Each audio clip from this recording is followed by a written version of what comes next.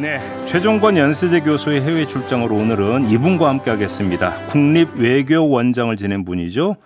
김준영 사단법인 외교광장 이사장 모셨습니다. 어서 오세요. 네, 안녕하십니까. 네, 하필이면 오시는 날이 엄청 추운 날인데. 이 추운 날씨 좋아합니다. 괜찮습니다. 아무튼 고맙습니다. 네. 남북관계 좀 질문을 좀 드려야 될 것 같은데요. 북한이 사흘 연속 포격을 했습니다. 네. 뭐 그 6.1 포격은 그냥 포격 터트린 거라고 김여정 그렇게 주장을 했던데. 예. 아무튼 뭐 이제 그 세세한 부분 말고 네. 도대체 남북관계가 어디까지 치닫는 것이냐. 네. 이게 사실 궁금하거든요.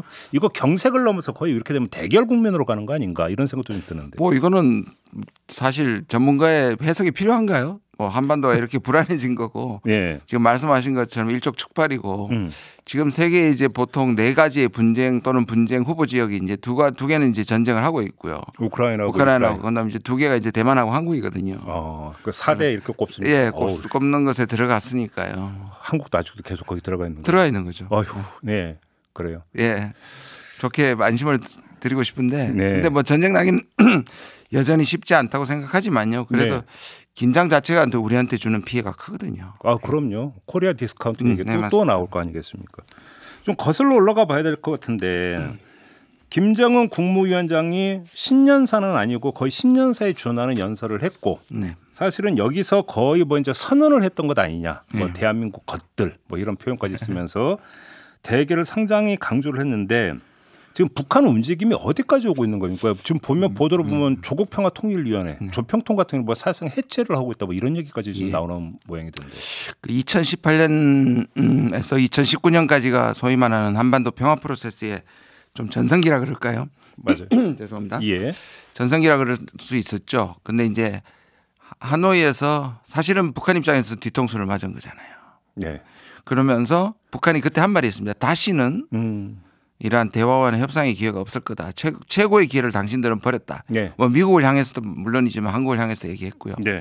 그다음에 문재인 정부의 마지막 기간 동안 이걸 되살려 보기 위해서 확실하게 헤어지지 않기 위해서 뭔가 했었지만 그게 실패로 돌아갔고요. 네. 결정적으로 윤석열 정부가 등장하면서 희미한 평화, 북한하고 적대 관계를 하고 네.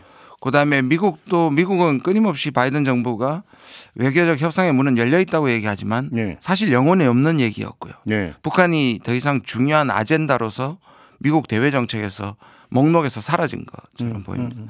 그러면서 또 북한이 생존하는 법은 2가지가 있겠지 않겠습니까? 하나는 어떻게든 외부 세계로 나와서 외교 관계를 정상화하고 미북 관계를 회복한 다음에 평화를 통해 가지고 살아나가는 방법이 있을 것이고 경제 성장. 또 하나는 결국 적대적인 상황에서 핵무기를 포함해 가지고 군사 전략, 소위 말하는 북한판 힘에 의한 평화죠. 북한판 사실 힘에 의한 평화를 할 만한 국가가 대표적인 게 사실은 이스라엘하고 북한이거든요. 압도적인 힘을 가지고 하겠다는 건데 북한이 이제 그 결심을 한 거고요. 특히 윤석열 정부를 보고 이 정부가 같이 갈 때까지는 협상은 없다라고 외교는 없다고 못 박았거든요. 그렇게 되면 이게 우리가 보통 이제 북한이 이렇게 도발을 하면 이런 얘기를 하지 않습니까? 북한이 대화가 하고 싶은 모양이다. 옛날에 그런데 이제 그거는 완전히 그런 국면은 넘어갔고요. 북한은 향후에 저는 뭐 영원히 갈 거라고 보지는 않지만 그들이 말한 것처럼 윤석열 정부와 지금 바이든 정부가 북한에 대해서 협상할 생각도 없고 지금 군사적인 경쟁을 하고 있는 이 상황에서는 안 하겠다 자기들도. 그러면 2번째 옵션 억지해서 간다. 그러니까 핵무기를 더욱 다양화하고 다종화하고 위력을 강화하는 방식으로 계속 몰고 갈 것이다 이렇게 봅니다. 근데 이스라엘처럼 힘에 의한 평화가 성립이 됩니까? 이스라엘은 뭐 저기 팔레스타인 이런 데보다 압도적인 힘을 갖고 있지만 북한은 그렇죠. 아니지 않습니까? 그러니까 북한은 이제 그걸 핵에서 잡고 있는 것이죠. 핵에서 잡고 있습니다. 그러니까 한국은 핵을 가지지 않고 있고 북한은 핵을 갖고 있으니까. 그리고 그들에게는 이 경제 문제나 우리보다 우리의 국방비가 북한 전체 GDP하고 같을 정도거든요. 한 50배 정도 차이 납니다. 북한이 핵을 개발한 가장 큰 이유가 재래식 무기 경쟁을 해서는 따라갈 수가 없으니까. 그러니까. 역설적으로 가성비가 좋은 무기인 거죠. 선택과 집중입니까? 그렇죠. 선택과 집중입니다. 핵무기 하나 믿고 지금. 핵무기 하나. 근데 이 핵무기가 간단치 않은 게 지금까지는 위력만 했는데 이게 이제 소형화시키고 다양화시키고 다종화시켜서 어느 한쪽을 동결하기가 힘든 거고요. 또 하나 문제는 예. 지금까지는 미국이 자기들의 존재적 위협이라고 생각했기 때문에 미국을 향한 핵이었는데 맞아요. 이젠 한국을 향해서도 사용하겠다고 얘기를 하겠을까요? 이게 큰 전환입니다. 그리고 소형 핵을 이제 단거리 미사일이나 중거리 미사일 우리를 향한 사거리 안에서도 쓸 수 있다는 것이죠. 그러니까요. 그리고 그런 미사일을 지금 러시아가 대신 시험해주고 있는 거 아닙니까? 막 발사하면서. 뭐 그럴 수도 있죠. 참. 네. 그러면 지금 남북 관계는 완전히 꽉 막혀 있잖아요. 네. 윤석열 정부의 대북관은 어떻게 정리하세요? 지금 사실 이런 걸 가지고 이제 적대적 공생이라고 얘기하거든요. 지금 윤석열 정부는 기본적으로 뭐 저는 뉴라이트 역사관을 갖고 있다고 생각하고요. 일본의 극우나 미국의 네오콘적인 시각을 가진 분들도 많고 실제로 대통령도 후보 시절보다 훨씬 더 극우적인 성향을 보이고 있는 것 같습니다. 유튜브의 영향인지 모르고 아니면 보통 소신인지 모르겠는데요. 네.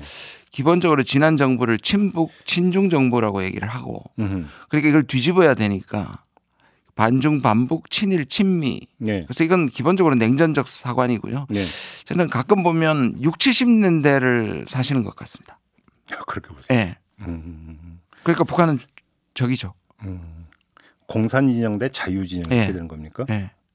그러면 이런 남북 관계에서 그러면 어떤 국지적 도발과 국지적 분쟁, 충돌 가능성 배제할 수 없다고 보세요? 예, 배제할 수는 없습니다. 저도 그렇게 위험하다고 생각을 하고요. 예. 그다음에 이제 사실 서로 무력 시위이긴 했지만 얼마 전에도 사실 연평도 주민들이 피해했고요. 근데 이거를 안정시키기보다는 더 가속화시키고 있습니다. 양쪽에서 계속. 문제는. 예. 그러니까 이거를 보통 우리가 안보를 얘기하면 적에 대해서 강력한 억지력도 가지고 있어야 되지만 한쪽에서는 전체 상황을 안정시킬 수 있는 외교력이나 협상력 같은 것 또는 그까지 가지 않더라도 상황을 관리해야 되는데 상황 관리를 할 생각이 없는 것 같습니다. 두 개가 동시에 가동이 돼야 되는 거죠. 사실. 그렇죠. 두 개가 그래야 사실 두 바퀴로 가야 되는 것이 정상이죠. 예. 그러니까 지금 남북이 뭔가 그러니까 소통 채널이 가동되고 있다는 징후는 어디서 좀 없습니다. 네, 제가 아는 한에서는 없습니다. 이게 가장 위험한 거 아닙니까? 가장 위험한 거죠. 사실상. 북미도 마찬가지입니다. 그러니까요. 네.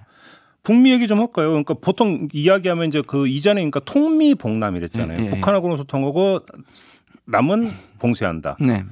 근데 이게 지금 하노이 노딜 이후 이것도 완전히 깨진 겁니까? 어떻게 봐요? 저도 깨졌다고 봐요. 아직도 그 얘기를 하신 분들이 계시더라고요. 한국에 대해서는 오히려 또 굉장히 강경한데 그 말투가 미국에 대해서는 여전히 그렇게 강경하지는 않다. 사실은 뭐 강경할 때도 있고 안 할 때도 있는데요. 그 정도 가지고 통미봉남이라고 얘기하면 통미봉남을 잘못 이해하신다고 저는 생각하는 게 이게 통미봉남은 영어로 바이패싱이거든요. 그러니까 한국을 패스해서 미국과 화합하고 미국과 대화하고 그런데 적극적으로 나서야 하는데 그런 움직임은 전혀 없습니다. 사실. 지금 이제 미국 대선 결과는 어떻게 전망하세요? 뭐 제가 알겠습니까? 과거에 처음에 트럼프가 당선했을 때도 제가 아주 조금 불안하긴 하지만 그래도 그 당시에 힐러리 클린턴이 되지 않겠나 그 얘기를 해서 4년을 고생했거든요. 설마 했던 건데 뭐 지금 저는 뭐 이게 주술사나 점쟁이가 아니니까요. 네. 그 여러 가지 판단을 보면 전체적으로 지금 여론조사에 박빙이긴 하지만 공통적으로 3%에서 5% 정도 트럼프가 대부분 한 90% 이상 여론조사에서 앞서고 있습니다. 그러니까 그래서 만약에 트럼프가 또 다시 대통령이 된다고 치면 북미 관계가 어떻게 될 거라고 전망하세요? 이게 보통 이제 두 번째 되면 레거시 메이킹이라 그럽니다. 첫 번째 이제 두 번째 선거를 위해서 뭔가 포퓰리즘적인 성격을 하고 국민의 뜻에 이렇게 뭐 트럼프는 조금 달랐지만요. 두 번째는 자기 역사에 남기고 싶어 하거든요. 네. 그래서 지금 몇 가지가 떠오르고 있는 것이 우크라이나 전쟁을 멈춘다든지 그다음 중국에 대해서 확실히 우위를 정한다든지 그다음에 세 번째 정도가 다시 북한에 대해서 뭔가 하노이를 잇고 싶은 마음이 내부적으로 있는 것 같고요. 그럼 트럼프가 다시 손을 내밀 가능성이 있다고 보세요? 트럼프는 다른 다자 바이든하고 사실상 미국이 이기주의는 똑같지만 바이든은 뭔가 세련된 방법을 찾거나 동맹국이나 우방국이나 다자 체제를 통해서 하는데 트럼프는 바로 일방적으로 1대1을 좋아합니다. 직거래자. 그렇죠. 직거래를 하지 않습니다. 그러니까 그런 부분을 하는데 그러면 그렇게 될 거냐 다시 2017년 18년 19년처럼 여기에 장애물이 있습니다. 북한이 뒤통수를 맞았잖아요. 아까 말씀. 그러니까 신뢰하겠느냐라는 그렇죠. 거죠. 그런데 북한도 협상이 필요하다면 그리고 그때까지 몇 가지가 보장된다면 다시 말해서 북한이 원하는 가격표가 훨씬 더 비싸진 거죠. 마음보다는 실물을 손에 쥐는 거고 그다음에 이제 순서가 바뀔 겁니다. 이전까지는 어떤 상황이냐면 선액 폐기 후 보상이 기본적이고 북한도 어느 정도는 받아들였어요. 그래서 사실 발사 실험도 안 하고 동결도 하고 했지 않습니까? 미사일 거기도 파괴하고. 근데 이제는 선 보상 후 폐기일 수도 있습니다. 내가 더 이상 못 믿겠고 그러니까. 하고 싶으면 뭐 네가 먼저 내놔라. 그렇죠. 이렇게. 그럼 트럼프가 응할 수도 있는. 응할 수도 있지만 이제 그렇게 되면 지금 얼마 전에 안 그래도 트럼프는 북한이 핵을 포기하기도 전에 북한에게 경제적 보상을 할 수 있다는 폴리티코라는 미국의 저널이 그 얘기를 했고 트럼프 측에서는 일단 문제가 되니까 아니다 그런 거 없다라고 얘기를 했는데 트럼프는 그럴 가능성이 저는 있다고 생각합니다. 만약에 진짜 다시 대통령이 된다면 지금 이제 대선을 거쳐야 되니까 일단 부인했고 통 크게 나올 수도 있다고 보시죠. 그럴 수도 있죠. 그래서 뭐 진보 일각에서는 트럼프가 되는 게 남북 관계는 좋은 건 아니냐라고 할 수 있는데요. 그렇게 그 문제만 가지고 또 외교가 그렇게 단순한가요 어디? 그러니까요. 그렇다가 또 그 저기 뭐냐 방위비 분담금 8배 올려라. 8배 올려야 되고요. 그다음에 IPEF 지금 하고 있는 거 다 무산시킬 거고요. 우리가 지금 미국에 거의 공장을 짓고 있는 한국 대기업들의 공사판이라고 할 정도로 지금 투자가 일어나고 있는데 그 투자에 대한 보상을 안 해준다는 거 아닙니까? 어휴. 거기에 세금 지원이라든지 보조금 같은 거 안 준다는 거 아닙니까? 트럼프가 되면 우리는 그럼 바이든한테 약속받은 거를 바이든한테도 못 받고 트럼프가 돼도 못 받습니다. 바이든은 외교 전문가잖아요. 근데 지금 바이든 그 4년 내내 북한 한마디로 무시 전략 아닙니까? 왜 그러는 거예요? 사실 이건 예측됐지 않습니까? 지금 바이든이 부통령으로 있을 때가 오바마였고 그때가 이른바 전략적 인내. 전략적 인내인데 그 당시에 여러분들이 아시겠지만 그 당시에도 외교는 바이든이 사실상 다 했다고 볼 수 있고요. 사실 미일 관계를 통해서 한국을 압박해서 위안부를 뽑아낸 것도 바이든이 부통령 때 있었습니다. 그 바이든 주역입니까? 바이든이 주역이었습니다. 그럼 지금도 마찬가지. 지금도 왜 저기 강제동원도 그 뒤에서 지휘한 사람이 바이든이고요. 그럼 북한에 대해서는 그런 거고요. 그러니까 이건 뭐냐 하면 북한이라든지 중국이나 또는 러시아에 대해서는 바이든 자체는 또는 블링컨 이런 분들은 온건파에 속하지만 지금 말씀드린 국가 소위 말하는 적대 국가들에 대해서는 네오콘적인 성향을 가진 사람들이 포진해 있습니다. 그러니까 바이든은 줄타기 한다고 얘기합니다. 강경파와 온건파 사이에서. 근데 미국 내에서는 그게 별로 성공하지 못했다. 그러니까 북한에 대해서는 바이든 정부는 숙이고 나올 때까지 아무것도 안 한다입니다. 그러니까 누가 그런 얘기 얼핏 역설적이게도 미국이 이제 공화당 쪽에서 정권을 잡으면 북미 관계가 되게 거칠어질 것 같은데 오히려 민주당이 집권하면 그랬다. 그럼 그 얘기 많이 하더라고요. 그러니까 특히 이제 지금의 가치 외교를 얘기하니까요. 인권 민주주의를 얘기하는 것은 미국 내에서는 아무래도 공화당보다는 민주당이니까요. 인권 이런 얘기 또 깔고 들어가니까 이게 이제 윤리적 판단을 하는 겁니다. 북한에 대해서. 그렇죠. 그러니까 악의 축이란 말이 또 나오기 시작하는 거고. 그렇군요. 근데 그러면 북미 관계는 둘째치고 한미 관계, 한미 동맹은 더 강화됐다고 평가하세요? 제가 재밌는 말씀을 드리면 초기에 당선이 되고 난 다음에 이제 특사단이 갔습니다.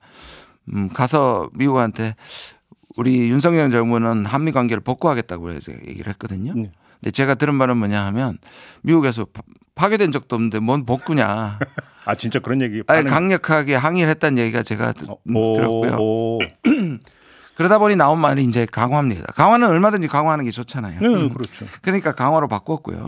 그러나 강화 역시 그러면 약화됐었느냐의 문제인데 지금 정부의 인식은 문재인 정부가 아까 말씀드린 친중정을 했고 또는 모호한 전략을 해서 한미 관계가 파탄이 있다. 내부에서 파탄이 났다고 얘기를 한 거고. 그거를 강화시킨 것은 이 정부다 이렇게 보는 거죠. 그러면 뭐 저기 그 워싱턴 선언이나 이런 게 약간 평가가 갈리던데 정부나 이런 데서 대단한 진전이라고 평가하지만 다른 쪽에서 뭐 실내용은 별로 없다. 또 이렇게 평가는 시선도 있던 어떻게 보세요? 제일 중요한 게 억지잖아요. 우리는 핵을 안 가지고 있으니까. 그래서 이제 일부에서는 정부 내부나 여당에서는 이제 우리가 뭐 전술핵이라든지 핵을 개발해야 된다고 얘기하는 목소리가 뭐냐면 핵우산은 전쟁이 일어나봐야 아는 겁니다. 그렇잖아요. 미국 마음이죠. 그렇죠. 미국 일각에서는 우리가 저 멀리 있는 나라를 위해 가지고 북한이 미국을 향해서 중국이 미국을 향해서 핵을 쏠 수도 있는데 구태여 우리가 핵우산을 씌워줘도 되느냐는 얘기가 나오고 있는 거죠. 아이러니하게 그러니까 자체 핵 개발은 미국에 대한 불신이 깔려 있는 거죠. 그렇죠. 그렇다면 그거를 확보하기 위해서는 뭐하냐 이제 확장 억제를 한다든지 그다음에 한미 동맹을 더 철저하게 각급에서 고위급을 한다든지 할 수 있는 것들인데 네. 그 어느 것도 실제적인 확신은 못 주는 겁니다. 전쟁이 날 때까지. 그러니까 이 정부는 뭐라고 얘기해야 되냐면 핵보유도 실패했고 네. 그다음에 그것도 보장받는 게 전쟁이 나봐야 하니까 자꾸 이게 확실한 보정이다. 확실하지 않았던 문재인 정부보다 훨씬 더 확실한 미국으로부터의 안보 우산을 받았다고 얘기하는 겁니다.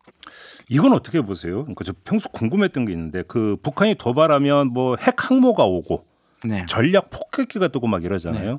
이거를 한미 동맹 강화의 한 징표로 그러니까 여기던데 그렇게 평가할 수 있는 겁니까? 그렇죠. 이제 이게 이제 미국이 항모를 보내는 것은 여기에 이제 개입하는 거 사실 미군이 여기 있고 네. 사실 어마어마한 미국 사람들이나 기업들이 나와 있기 때문에 네. 그 인계철선이라는 가장 확실한 그게 있는데 그렇죠. 그것도 예를 들어 전쟁이 나면 빠져나갈 수 있다고 보는 거거든요. 그러니까 보다 가시적으로 미국이 한반도를 중요시한다는 것을 보여주기 위해서 전략 자산을 전개하는 것이고 네. 이 전략 자산은 전략 무기를 갖고 있지 않습니까? 네. 다시 말해서 핵무기를 갖고 있단 말이에요. 그러면 미국 본토에서 날리는 것보다 가까이 와서 북한에 위협을 주면 이게 훨씬 더 핵우산이 이 우산이 이제 이런 얘기가 있어요.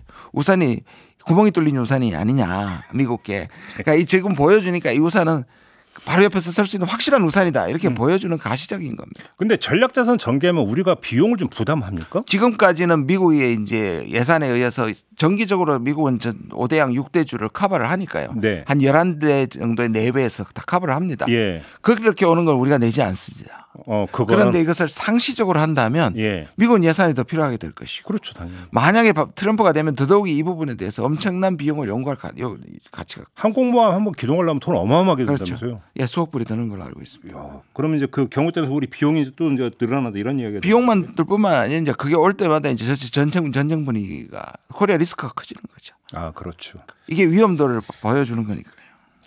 한일 관계 좀 짚어봤으면 좋겠는데요. 그러니까 지금 조금 전에 이제 그 이사장님이 그 말씀을 주셨는데 한일 관계를 개선하는 것을 미국에서 뒤에서 계속 압박을 해왔다. 네. 그거는 이제 사실 많이 알려진 얘기니까 그렇게 치고.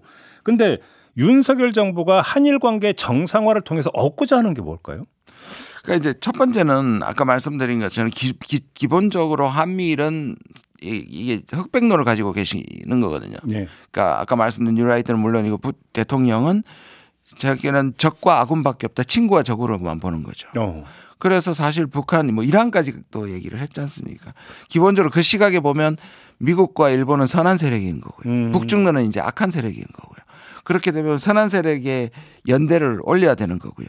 그렇다면 지난 정부는 오히려 악한 자들 그들을 보기에는 악한 상대와 손을 잡고 북한과 중국과 손을 잡고 그 정체성을 날려버린 거니까. 이거를 한미일과 연결시켜 가지고 북중로를 대하는 그래서 말씀드린 것은 진영화를 앞장선 거고요. 이게 미국이 보기에는 절호의 기회인 겁니다. 어떤 점에서요? 한일 관계가 때문에 미국으로 봐서는요. 미국 힘은 약해지고 멀리 있는데 중국은 부상한단 말이에요. 네. 그러면 가장 믿을 만한 두 아시아의 동맹 그리고 아시아에서 미국이 생각하기에 가장 강한 두 동맹이 연결되는 거. 이건 미국의 전략적으로는 대단한 가치를 갖고 있죠. 그러니까 그 얘기를 하는 전문가들이 있던데 미국이 중국을 대응하는데 뭐냐면 여러 가지 돈이나 이런 게 많이 들다 보니까 네. 중국 대응에 있어서 일본을 축으로 끌어올리고 싶은데 네. 그래서 그러니까 그 동북아에서 일본의 정치 군사적 역할을 올려주고 싶은데 네. 이게 과거사가 계속 걸림돌이 된다. 맞습니다. 그렇기 때문에 한일 관계를 개선해 내야만 일본의 정치 군사적 역할이 올라가고 그럼 미국이 비용이 절감한다. 맞습니다. 그래서 미국이 우리 정부를 압박한다 이런 얘기를 하더라고요. 맞습니까? 이거는요. 1965년 한일협약부터 그렇습니다. 미국이 네.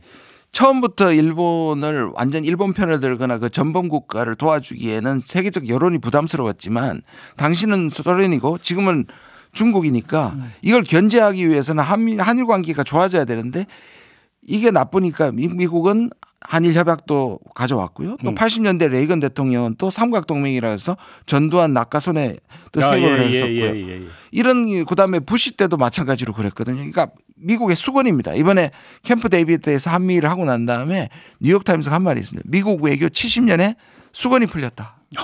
보도를 그렇게 했어요? 그렇습니다. 그러니까 이게 근데 우리한테 충격적인 거는 민주당은 또 똑같이 한일을 연결시키고 싶었는데 이 잘못을 누구한테 찾았냐 하면 일본한테 찾았습니다. 반성하지 않는 일본. 왜냐하면 민주당은 인권이나 과거사에 대해서 역사에 미국 민주당 얘기는 네, 미국 민주당이에요. 그 부분에서 한국 편을 들었어요. 네. 안타깝고 일본 잘못이었는데 이게 바뀌게 된 게 오바마 때 바이든 부통령의 그때였습니다. 그럼 노선이 전한 게 주역이 바이든입니다. 바이든입니다. 2015년입니다. 그래요? 네. 그러면 윤석열 대통령의 대일과는 한마디로 얘기하면 자유진영에 속하는 친구다. 네. 한마디로 정리하면 이런 거. 근데 여기서 이제 외교적으로 친구를 정해버리고 적을 정해버리면 중간에 우리가 할 수 있는 제3의 카드가 없어지는 거고요. 네. 친구한테는 호구가 잡히는 거예요. 이거 실제로 호구가 잡히는 거고요. 네. 어떤 경우에도 우리 정부가 국민의 반대를 무릅쓰고 일본하고 손을 잡았기 때문에 이 손 잡은 건 좋은 거여야 됩니다. 좋은 결과를 낳아야 됩니다. 그러면 어떤 현상이 일어나냐면 우리가 일본의 변호사가 되는 겁니다. 일본은 그런 뜻이 없을 것이다. 일본에는 후쿠시마가 우리가 괜찮다고 얘기해 줘야 되고요. 똑같습니다. 미국이 우리가 투자를 했음에도 불구하고 IRA에서 우리한테 보조금 못 주겠다고 했었죠. 네네네. 그래 우리 한마디도 항의를 못 했고요. 네. 미국이 도청을 시인했음에도 불구하고 우리는 도청에서 항의를 못 하고 우리 안보실 1차장은 미국이 좋은 뜻에서 도청했을 것이다. 이게 호구 아니면 뭡니까? 그러면 예를 들어서 이제 기시다 총리의 지금 정책 입장이 되게 불안하다는 지지율을 엄청 낮고 그러면 그 일본의 총리가 바뀐다 하더라도 이 기조와 관계는 그대로 쭉 갈 거다라고 보시는 저는 일본의 변수는 사실 아베 때는 어떤 변수가 있었냐면 한국이 저렇게 될 것 같으면 우리 한국 떼고 미일만 가자는 게 아베였습니다. 그런데 미국은 여전히 한국이 필요하다고 생각했고 대륙에 맞닿아 있는 반도 국가니까 네. 사실 기시다는 미국이 설득을 했고 기시다가 이걸 외면하지 안 해도 되는 것은 뭐냐면 한국의 양보를 전제한 거 아닙니까? 그래 이럴 게 없는 거죠. 그런데 이제 지금 말씀하시는 것처럼 기시다가 다른 이것이 일본의 민주당이나 진보 쪽으로 넘어가지 않는 한 이 구조는 일본이 바꿀 수 있는 변수가 되긴 좀 힘듭니다. 오히려 미국 작품이기 때문에. 근데 그러면 한일 관계는 그런데 지금 북일 관계를 보면 그 일본에서 지진이 발생했잖아요. 김정은 위원장이 지금 위로를 했다는 거 아닙니까? 어떻게 평가하십니까? 이거? 이런 걸 보면 아까 제가 북한은 힘에온 평화라고만 얘기하지만 이럴 때를 보면 그래도 북한은 몇 가지 카드를 갖고 있는 거잖아요. 왜냐하면 작년 내내 기시다가 자기 지지율을 끌어올리고 또 과거에 고이즈미가 했던 것처럼 북미에 대한 일종의 접촉이 여러 차례 있었다는 첩보가 있었거든요. 예, 그러니까 북미 접촉이요? 북일 접촉. 북일 접촉 죄송합니다. 북일 접촉이 있었다는 게 있었기 때문에 일본도 그렇고 북한도 그렇고 이 카드는 버린 카드가 아니라고 보는 게 한 가지가 있고요. 그다음 국내 보수 신문들이 얘기하듯이 결국 한미일이라는 것이 북한이 적대적 공생으로 유리한 점도 있지만 북한으로서는 또 불리하니까 이간질 시킬 수도 있고요. 이 두 가지가 다 있는 것 같습니다. 근데 지금 그 조금 전에 이 사장님의 진단에 따르면 그 미국의 동북아 전략 하에서 보면 일본이 자율성을 가지고 북한과 관계 개선에 적극적으로 나서서 뭔가를 타결 지을 수 있을까요? 그런 점에서? 그거는 이제 일본 내부의 국내 정치와도 관련이 있고 일본은 예를 들어서 러시아와 중국과도 한국만큼 적대적이지 않거든요. 그러니까 일본이 늘 그렇게 해온 거고요. 그러나 미국의 허락 없이 일본이 자율적으로 이들 국가와 미국 그러니까 미일 관계를 해칠 만큼의 나갈 정도의 자율성은 저는 없다고 생각합니다. 그러니까 이제 북중러 견제구대 최첨병으로 일본을 놓겠다는 게 미국의 전략인데 북한과의 관계를 확 개선해 버리면 이게 지금 한 축이 무너지는 거잖아요. 맞습니다. 미국 입장에서는. 그렇죠. 그러니까 일본은 어떤 의미에서 여기에서 역할을 증대시키는 것이 미국의 소위 말하는 범위 내에서 움직이는 거는 여러 가지 옵션을 가질 수 있으니까 미국이 허용하는 범위일 수 있고요. 그러나 한미일이라는 구도를 한미일 북중러라는 구도 또는 대중 봉쇄선을 흐트리는 정도의 일본의 행보는 미국이 반대할 거라고 봅니다. 지금 동북아 정세에서 또 하나의 중요한 요인으로 계속 급부상한 게 대만 해협 문제였잖아요. 네. 그런데 여기서 이제 중요한 관건이 되는 게 지금 대만 총통 선거가 이번 주에 있습니다. 네, 13일입니다. 만약에 국민당 후보가 총통이 된다. 그럼 혹시 좀 이게 또 바뀌게 되는 겁니까? 어떻게 되는 겁니까? 아무래도요. 지금 미국이 원래는 이제 선거의 해기기도 하고 이제 연초부터 이제 대만 선거가 미국에서도 이게 미국의 대선에도 엄청난 영향을 끼칠 거라고 지금 얘기할 정도로 촉각을 세우고 있습니다. 왜냐하면 이제 대리전 양상이거든요. 국민당과 민주당이니까 반중과 친중의 이제 대리전 현상이니까 중국과 미국의 대리전 현상이란 말이에요. 그런데 여기서 이제 워낙 박빙이고 원래는 이제 국민당 후보가 조금 떨어졌었는데 최근에 아주 각축 오차범위입니다. 예. 그리고 미국은 계속 사실상의 미중이 약간 개입성 발언들을 계속 해내고 있고 중국은 국민당 정부가 와서 친중 정부가 생길 수 있도록 무력 시위도 하고 있고 계속 간섭을 하고 있거든요. 예. 그래서 만약에 국민당 정부가 들어선다면 오히려 안정화되겠죠. 양안 간의 갈등이 좀 약간 좀 줄어들면서. 그렇습니다. 그렇죠. 왜냐하면 미국은 지금 대만 문제를 계속 이렇게 좀 뭐라 그럴까요? 미국의 의원들이나 전직 장성들이 2027년을 딱 짚어서 중국이 대만을 침공할 거라고 아예 얘기를 하면서 자극하고 있습니다. 27년에? 27년이 무슨 날이냐 하면 시진핑이 4차 연임을 4연임을 결정하는 시기이고 그러면 중국 경제가 지금 나쁘니까 결속시키기 위해서 통일을 시도할 것이다라는 게 미국의 시나리오입니다. 그런 거다. 예. 저는 믿지 않습니다만. 대만 총통 선거가 그래서 엄청 중요한 겁니다. 그나저나 윤석열 정부의 대중과는 뭐라고 보세요? 적대적이라고 보십니까? 아까 말씀드린 그 프레임에 있고요. 왜냐하면 지난 정부가 친중 친북 반일 반미였으니까요. 예. 그러면 자기 프레임이 맞춰지는 거 아닙니까? 그러면 친일 친미 반중 반북이지 않습니까? 이게 기본적으로 반중이고요. 그렇게 되면은 미국이 어떤 의미에서 아까 동북아 전략에서 중국을 봉쇄하는 선을 만들 때 한국이 최전선이 되는 겁니다. 예. 그리고 한국의 분단 구조는 냉전 진영의 구도를 갖고 있기 때문에 또다시 미중 대결에 대리전 현상을 보이겠죠. 네. 꼭 전쟁이 난다는 뜻이 아니라 이것은 대만도 마찬가지지만 한국이야말로 남북이 갈려 있기 때문에 과거에 미소 대결의 대결장이 됐듯이 그렇게 될 가능성이 많은 것이죠. 다시 냉전 시대로 돌아가는 겁니까? 그러면 우리는 왜냐하면 이 정부는 지금 적어도 이 정부는 그렇게 생각하고 있는 거고요. 네. 오히려 중국에 대해서는 계속 대만 문제를 가지고 자극을 하고 있지 않습니까? 예. 그렇게 보면 한국이 오히려 중국한테 대하는 태도보다는 중국은 우리한테 사실 그 정도로 지금 대응하고는 있지는 않죠. 비례 대응은 안 한다고 비례 대응은 안 하는 참고 있다라는 겁니까? 참고 있지만 상당히 지금 한중 관계 좋지는 않습니다. 그래요. 그리고 이렇게 생각하는 것 같습니다. 이건 여러 차례 경로를 들은 것은 한미일이 강해져야지 중국과 러시아가 한국한테 숙이고 들어온다. 그러니까 굴복시킨다. 굴복시킨다. 그 증거들이 몇 가지가 있는데요. 가만히 있는 중국에 대해서 대만 문제를 건드린다든지 예. 러시아가 북한에 포탄을 간다는 것이 추정이잖아요. 확실한 증거도 없는데 유엔에서 러시아를 그 유엔 무대에서 대통령이 러시아를 계속 공개 비판합니다. 이런 것들이 어떤 저쪽에서 미를 등에 업고 굉장히 강하게 나가는 것이라고 보는 거죠. 그런데 북한 포탄 공급된 건 사실 아닙니까? 그 전장에서 이미 북한 포탄은 뭐 확인됐다는 사진도 올라오고 막. 그 사진들이 대규모 사실 우리가 그 도청 문건에 나왔듯이 60만 발 이상의 공급했던 것들은 자료가 남아 있지 않습니까? 그리고 대량 수송하는 것까지 우리가 다 확인을 했고요. 근데 이거는 워낙 블랙마켓에 무기들이 여러 국적인 무기들이 있기 때문에 북한 무기가 블랙마켓에 가서 그 정도 숫자는 발견될 수 있는 숫자에 들어간다고 보기 때문에 블랙마켓 저는 배제하지 않습니다만 그 정도의 증거는 아직 없다고 생각합니다. 블랙마켓이라는 게 정부 대 정부 간 거래가 아니라 밀거래나 이런 걸 통해서 그 밀거래에서 북한 무기는 상당히 인기 있는 무기입니다. 왜냐하면 트레이스가 힘들기 때문에. 추적이 힘들기 때문에. 하마스도 뭐 북한제 무기 맞습니다. 이런 그것도 블랙마켓 통해서. 북한은 또 외화벌이를 해야 되니까요. 그래요. 그러니까 그 정도 수준이 넘으려면 그보다 훨씬 더 확실한 대량 수송이라는 것들이 있어야 되고요. 첩보 수준이긴 합니다만 북러 간에는 그 정도의 포탄 수송이 문제가 아니고요. 실제로 북한과 러시아의 무기 공급망이 구축되고 있다는 게 훨씬 더 큰 겁니다. 연해주에 오히려 북한이 엔지니어를 보내서 공장을 만들어서 합작 생산을 할 수도 있는 부분이 있습니다. 그런 징후가 있죠. 제가 첩보 수준이 확인되어야 되지만 그러니까 이 수준을 그냥 단순히 그렇게 포탄 보낼 수준 이상으로 봐야 되는 거죠. 군수 공장을 아예 합작으로 세울 가능성도 있고요. 그럼 북한 노동력을 걸로 투입하고. 그렇죠. 이제 더 큰 문제. 더 큰 문제죠. 그러니까 제 말씀이 러시아와 중국을 관리해야 된다는 겁니다. 관계를 좋아해서 이거를 내려와야지. 오히려 적대적으로 만들면 러시아와 중국을 이제 마음 놓고 북한하고 협력을 할 수가 있거든요.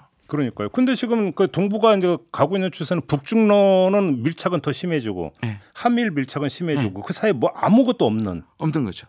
지금 중국하고 사실 이번에 조태열 그 외교장관 후보가 그래도 말을 굉장히 중요한 말을 했어요. 중국이 중요하다. 지금까지 한미일에 조금 좀 기울어졌다. 예. 근데 이 말을 장관이 되시고 나서 좀 실천해 주시면 좋겠는데요. 두 가지 문제가 있습니다. 하나는 뭐냐면 한국이 중국이 제일 싫어하는 대만 문제에 대해서 우리가 대통령 입장을 분명히 해줘야 됩니다.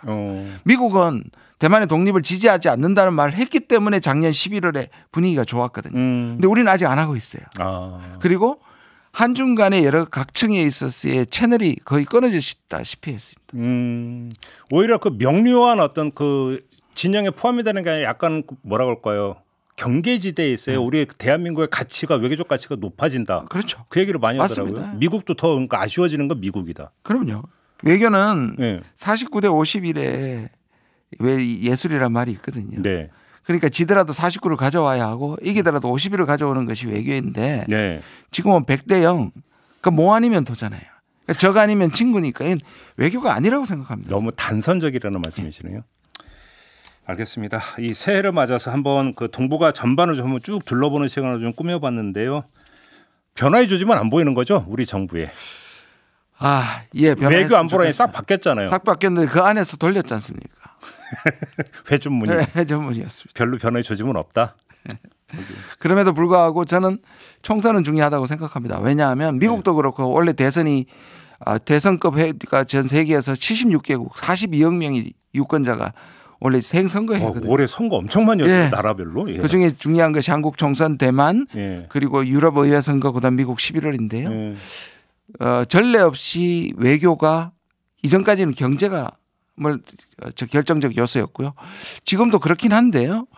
그런데 총선하고 미국 대선은 외교가 주요 이슈로 가고 있습니다. 무슨 말씀이냐면 정부가 외교를 독점하고 있는 건 사실이지만 총선에서 국민의 뜻을 보여줘야 중국이나 러시아가 한국에 대해서 보복이나 대응을 완화시킬 수 있기 때문에 총선에서의 국민의 뜻이 굉장히 중요하다고 생각합니다. 알겠습니다.